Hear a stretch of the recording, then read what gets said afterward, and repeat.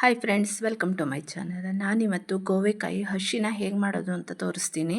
ಗೋವೆಕಾಯಿ ಅಂದರೆ ಚೀನಿಕಾಯಿ ಅಂತ ಹೇಳ್ತಾರಲ್ಲ, ಅದು ತುಂಬ ಎಳೆದು ತೊಗೊಂಡಿದ್ದೀನಿ.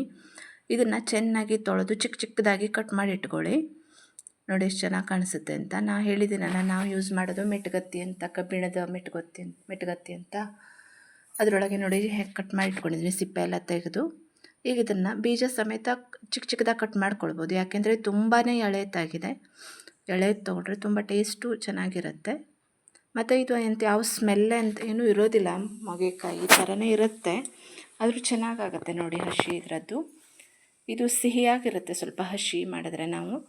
ಈಗ ಈ ಚಿಕ್ಕ ಚಿಕ್ಕದಾಗಿ ಕಟ್ ಮಾಡಿ ಇಟ್ಕೊಂಡಿರೋ ಪೀಸ್ಗೆ ರುಚಿಗೆ ತಕ್ಕಷ್ಟು ಉಪ್ಪು ಮತ್ತು ಬೆಲ್ಲ ಎರಡನ್ನೂ ಹಾಕಿ ನಾನು ಬೇಯೋದಕ್ಕೆ ಇಟ್ಕೊಳ್ತೀನಿ. ಹಾಗೆ ಇದಕ್ಕೆ ನೀರನ್ನೇನು ಆ್ಯಡ್ ಮಾಡಬೇಕಾಗಿಲ್ಲ, ಯಾಕೆಂದರೆ ನಾವು ಉಪ್ಪು ಬೆಲ್ಲ ಹಾಕೋ ಹೊತ್ತಿಗೆ ಅದೇ ತನ್ನಾಗಿ ನೀರು ಒಡ್ಕೊಳ್ಳುತ್ತೆ, ಅದರೊಳಗೆ ಚೆನ್ನಾಗಿ ಬೆಂದಿರುತ್ತೆ. ಇದು ತುಂಬ ಬೇಗ ಆಗುವಂಥ ಒಂದು ರೆಸಿಪಿ.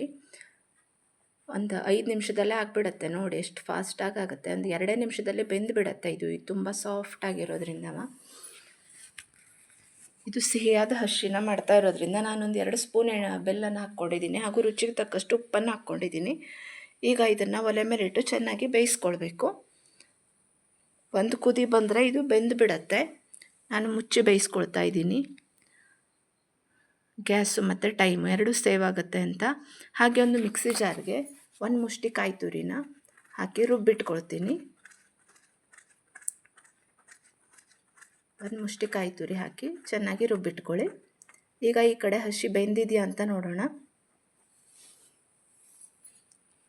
ನೋಡಿ ಎಷ್ಟು ಚೆನ್ನಾಗಿ ಕಲರ್ ಚೇಂಜ್ ಆಗಿದೆ, ಚೆನ್ನಾಗಿ ಬೆಂದಿದೆ ಇದು.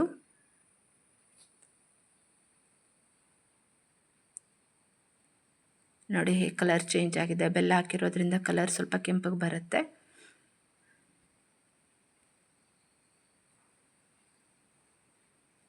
ಈಗ ಕಾಯನ್ನು ರುಬ್ಬಿಟ್ಕೊಂಡಿದ್ದೀನಿ ನೋಡಿ. ಈಗ ಇದು ಚೆನ್ನಾಗಿ ಬೆಂದಿದೆ. ಇದು ತಣದ ಮೇಲೆ, ಇದು ಫುಲ್ ಆರಿದ ಮೇಲೆ ತಣ್ಣಗಾಗಬೇಕು, ಆಗಲೇ ಹಾಕಬೇಡಿ, ಚೆನ್ನಾಗಿರೋದಿಲ್ಲ.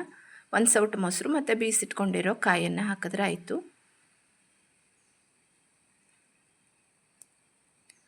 ನೋಡಿ ಸಿಂಪಲ್ಲಾಗಿರೋ ಹಸಿ ರೆಡಿ ಆಗುತ್ತೆ.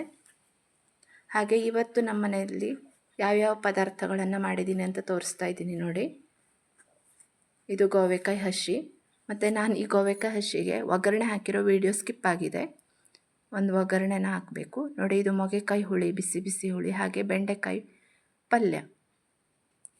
ಈ ಬೆಂಡೆಕಾಯಿ ಲೋಳೆನ ತೆಗೆಯೋ ವಿಧಾನನ ನಾನು ನೆಕ್ಸ್ಟ್ ವಿಡಿಯೋದಲ್ಲಿ ಅಪ್ಲೋಡ್ ಮಾಡ್ತೀನಿ. Thanks for watching.